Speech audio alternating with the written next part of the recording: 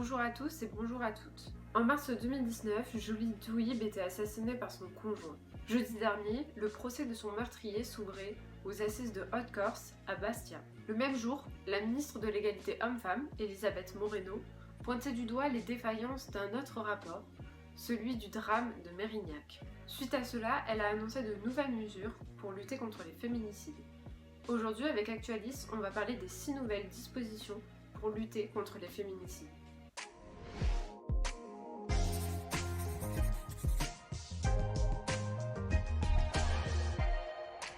Des téléphones grand danger ou grave danger sont distribués aux victimes. Munis d'un dispositif d'alerte, ils permettent de contacter rapidement les forces de l'ordre en cas de danger imminent. La ministre aimerait mettre plus de 3000 téléphones grand danger en place d'ici début 2022, soit 65% de plus qu'aujourd'hui, puisqu'aujourd'hui il y en a seulement 1324. Au niveau local, les comités de pilotage départementaux des téléphones grand danger vont également se réunir 2 fois par mois contre 2 fois par an dans certains départements.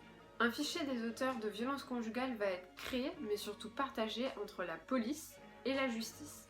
Le but est que les informations concernant les victimes, mais aussi les agresseurs, soient partagées entre les différents acteurs. Cette mesure, elle est mise en place pour éviter que la défaillance qui a eu lieu à Mérignac et qui a conduit au drame du 4 mai dernier ne se reproduise. En effet, la dernière plainte de la jeune femme n'avait pas été transmise au parquet.